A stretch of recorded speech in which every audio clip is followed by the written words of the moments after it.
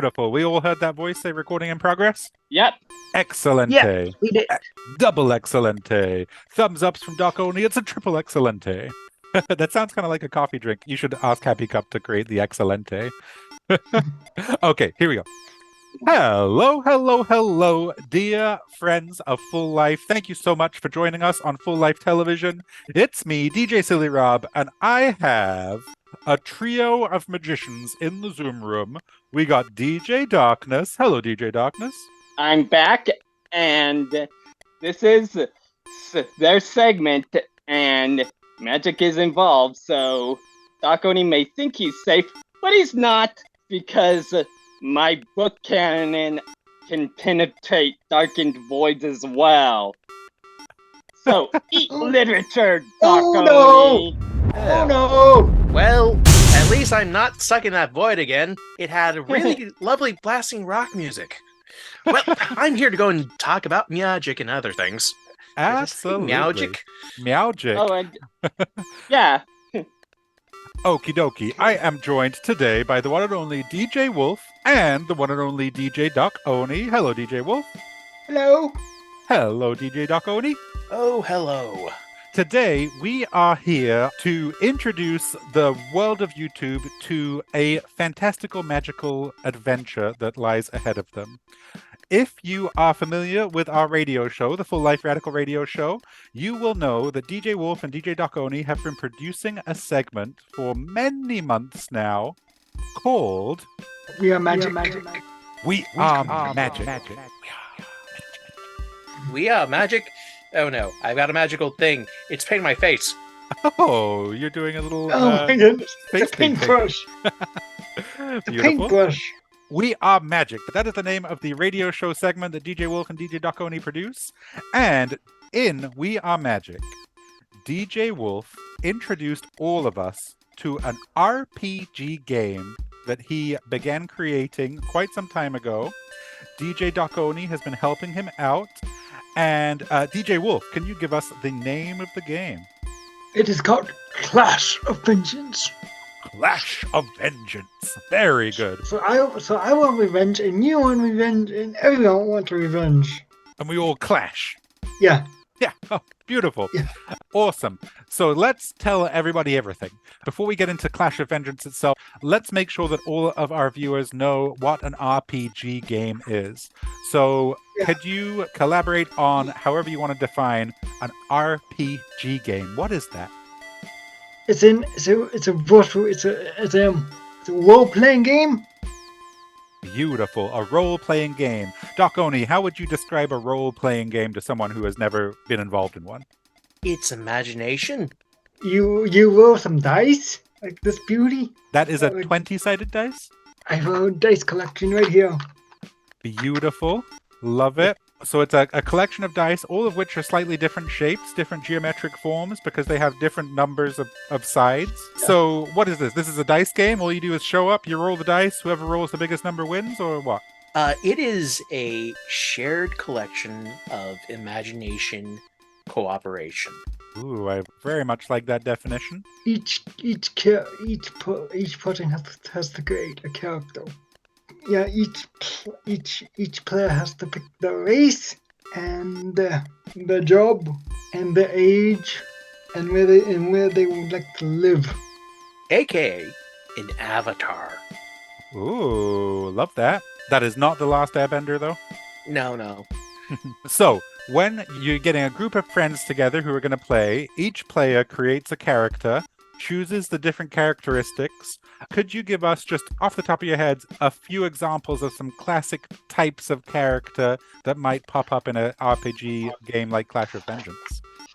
Okay, an Iroquois, they're kind of like bored people. Very cool. The bored people.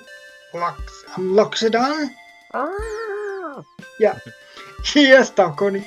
That's what Loxodon is. It's an elevated person. And there are multiple races and multiple different ideas of a race, or even just how you physically look like. Yeah.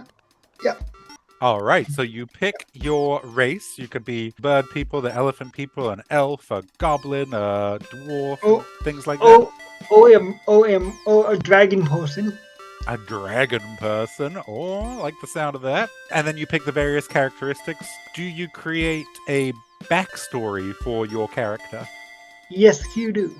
Okay.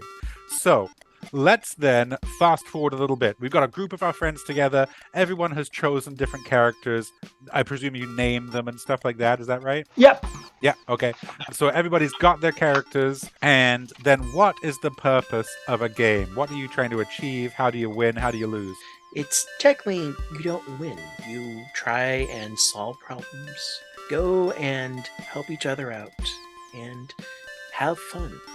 Beautiful. There's no actual winning. All right. And so how is the game facilitated? How do you know what's happening? There's this guy that tells you what to do, and they're called the Dungeon Master. The Dungeon Master. Okay. So I'm picturing right now the Dungeon Master being a little bit like the narrator of a story. Is that Yep. Is that close enough? Yeah, that's close enough. Okay. Yes. I also have another name, the Reality Binder. The Reality that's a- Binder. Ooh, that's a good name. Because you are collecting people and having people go and share an experience that you go and combine together into a narrative that we all go and talk about. Very nice. That sounds like the Dungeon Master might do a bunch of work before the game even starts. How does that kind of Yep. format work? Well, it takes a while. That's one side of the coin. The other side is, oh no, I have 5 minutes. So you either have a ton of preparation or you just wing it. These are both possible? Yeah. Okay. Doc Oni, in your experience of being a Dungeon Master before, what kind of preparation does a Dungeon Master do to get a really good RPG game prepared? Oh, slow and steady and try and talk to everybody. And you are coming up with the genesis of the story, doing maps, helping people establish their characters.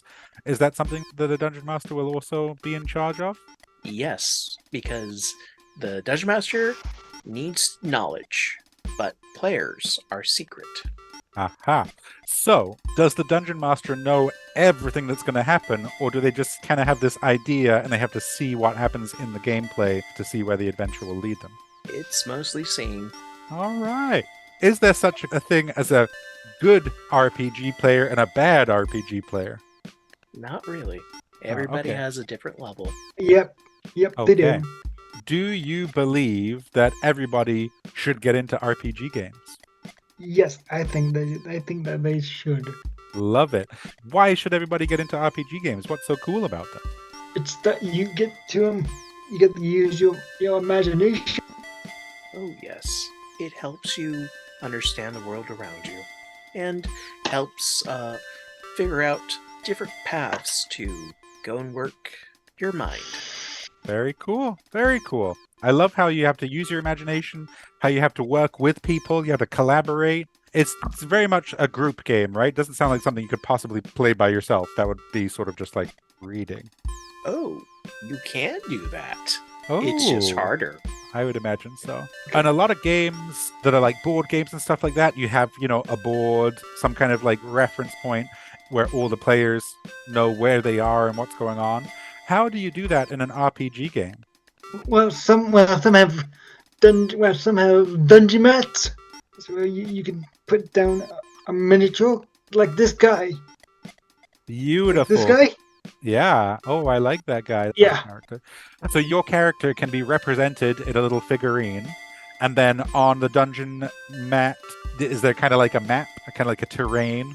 Yeah. Yes. Yeah. Some have terrain. Okay. Some have Yes. terrain, but some are in your mind.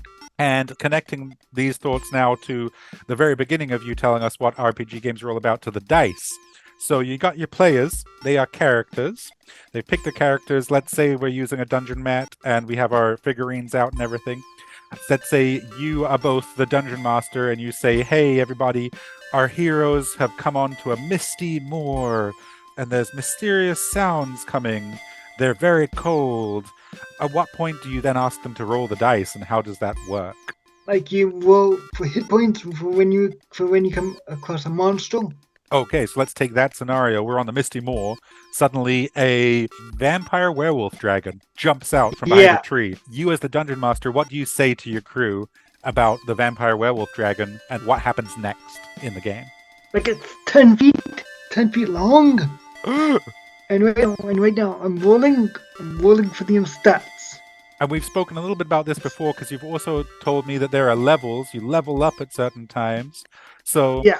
when you say looking for the stats and talking about the stats, are you going to be measuring then the strength of our heroes versus the qualities that this monster has? And then Yeah. we are going to be rolling our dice as a means of attacking or running away or doing whatever it is we're doing. Yeah.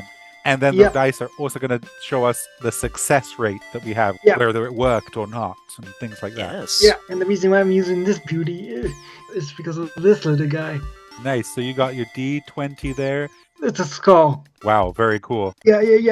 That's why I'm using it, because it means death. Aha! Like if the dragon zombie werewolf is attacking you and you roll that, is that good for you or Nope, and good it's for the not. dragon? Or bad for you and good for the dragon? It's bad for you. Bad for you. Avoid the skull. DJ Doconi, what were you about to add just a moment ago? Or to convince yourself that thing doesn't exist. It's just tricks of the mind coming from the smoke. Yeah. And that kind of thing is still, even if you're the dungeon master and you're like, oh my gosh, I'm gonna get you with this dragon zombie. Keep changing the monster, I'm sorry. But then the narrative can change where suddenly the adventurers are doing something that you didn't necessarily plan on. You have to really think on your feet, huh?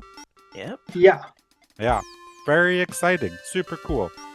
So, dear viewers, we are currently in the process of creating this game. And when I say we, I actually mean you. DJ Wolf and DJ Doc Oni are creating Clash of Vengeance. We've been talking about it on the radio show for weeks now, and we are leading towards playing Clash of Vengeance here on Full Life Television. We're going to have some long form videos, and you'll be able to watch our adventurers go through their adventures.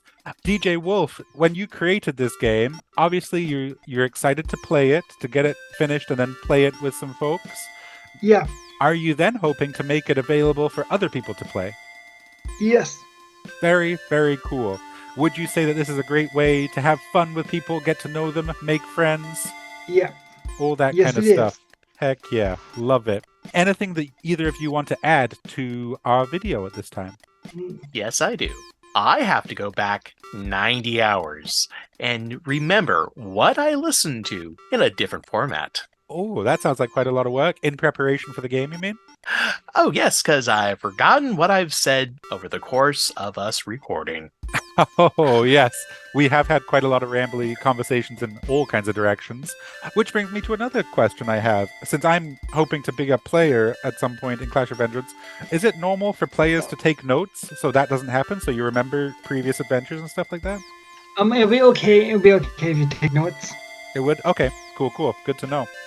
All right, beautiful. Well, dear viewers, this has been DJ Wolf and DJ Doc Oni discussing the RPG game that they are creating called The Clash of Vengeance.